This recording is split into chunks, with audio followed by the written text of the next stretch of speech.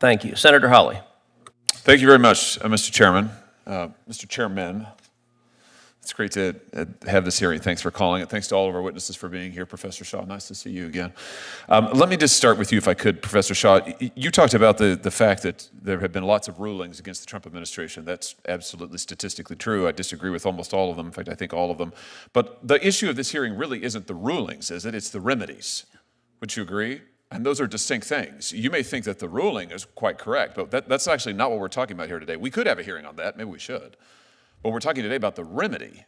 And the question is a remedy that binds parties who are not before the court, is that an appropriate thing? I mean, aren't you concerned about judges binding non-parties in their remedies? You may love the ruling, but even if you do, don't you think it's a little bit anomalous for courts to be going out there and binding parties who are not before them? I mean, is that something we want to encourage?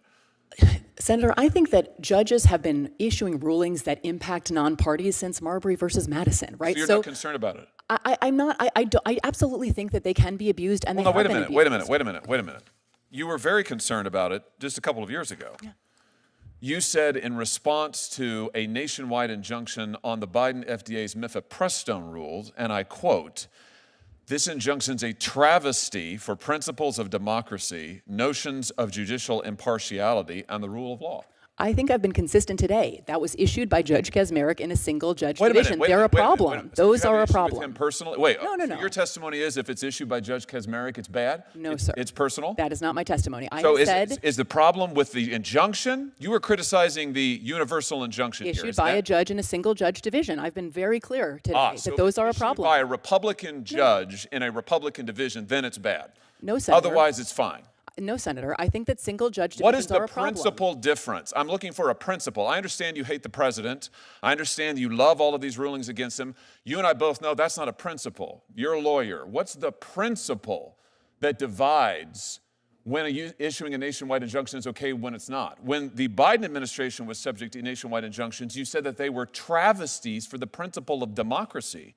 You didn't say the referral to Judge Kaczmarek was a travesty. You said his injunction was a travesty for principles of democracy. Yeah. So, in other words, the translation is just you didn't like the outcome. Is that right? No, Senator. Look, we're talking about, I don't think Article 3 precludes this form of relief. So we are talking about prudential considerations. Prudential meaning political? No. Then give me, so far I have yet to hear it. You've been questioned by multiple senators. I have yet to hear a principle other than the fact when you like the ruling, you think it's great to apply it nationally, including non-parties. When you don't like the ruling, it is a travesty for the principles of democracy, notions of judicial impartiality, and the rule of law. Look, Senator, I'll say I think I am self-aware enough to know that my view of the underlying legal question, I am sure colors my perception of the remedy. I think that we should all acknowledge that. And yet I do think that why shouldn't we stop nationwide injunctions for everybody? I think that's what we're talking about today. Because I'm not willing to leave without relief non-parties who are injured. No, you're not willing to leave without the ability to bind President Trump. No, I think that... I mean, when it's Biden, it's okay. No. When it's Biden, it's a travesty. When it's Trump in office, it's no holds barred, whatever it takes, right? I believe in a powerful...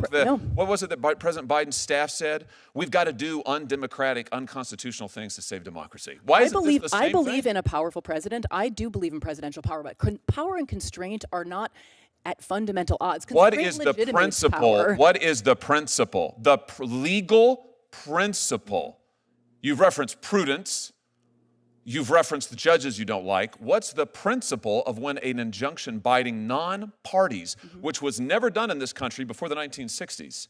And let's see the chart, the Trump chart, which was done really only once Trump came into office for the first time. You don't think this is a little bit anomalous? You don't think that's a little bit... What happens when judges go beyond the parties in front of them and start binding the entire nation with a single ruling? In today's explosive Senate exchange, a simple legal question turns into a full-blown clash over power, precedent, and political consistency. What begins as a discussion about court remedies quickly exposes a deeper divide over nationwide injunctions, judicial authority, and whether the rules change depending on who occupies the White House. You don't think that's a little bit strange? A very plausible explanation, Senator, you have to consider is that he is engaged in much more lawless activity than other presidents, right? You don't think you must this concede that was as a never possibility. used before the 1960s, and suddenly Democrat judges decide we love the nationwide injunction. And then when Biden comes to office, no, actually. It's Republican appointees as well, Senator. And the 1960s is where some scholars sort of locate the beginning of this. But identify one others, before then? Mila Sahoni, who's another scholar of universal injunction, suggests 1913 is actually the first. There were others in the 20s.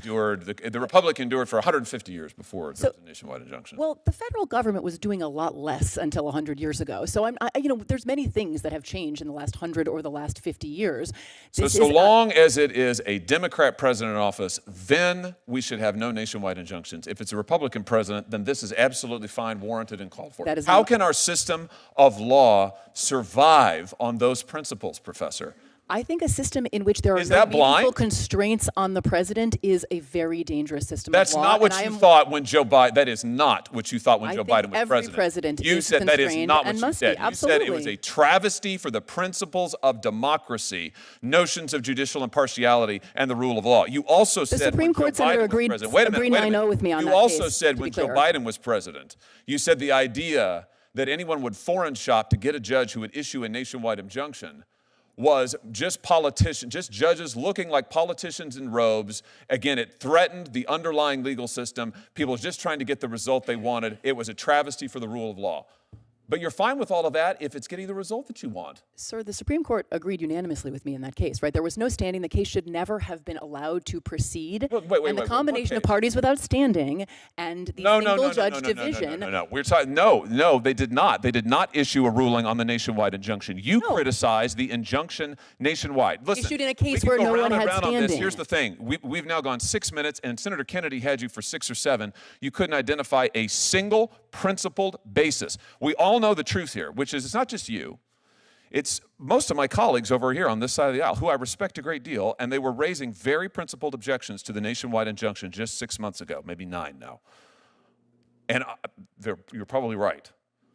My point is that all that's changed in 9 months is the occupant of 1600 Pennsylvania Avenue. And I realize that my colleagues on this side of the aisle very much dislike that individual, and I realize that you think that the rulings that he has lost are fundamentally sound. We might grant all of that. I disagree with all of that, but we can put that to one side. The question we're talking about here is, should judges, single judges, district court judges, be able to bind non-parties who are not in front of them? And you used to say no, now you say yes. Let's be consistent. I would just suggest to you our system of government cannot survive if it's going to be politics all the way down. Thank you, Mr. Chairman. Can I briefly respond? Sure. I mean, you invoked democracy a couple of times there, Senator. Judges are part of our system of democracy. Democracy is not as simple as majority rule. Judges have always served something of a You would have it be as simple as function. majority rule. When you get the majority you like, you're for the nationwide injunction. When you don't, you're not. Senator Blumenthal. Thank you, Mr. Chairman. I'm going to give you the opportunity that I often found absolutely precious when I was arguing before a panel of judges and couldn't get my answer. If you enjoyed this breakdown, don't forget to like and hit the subscribe button for more political insight.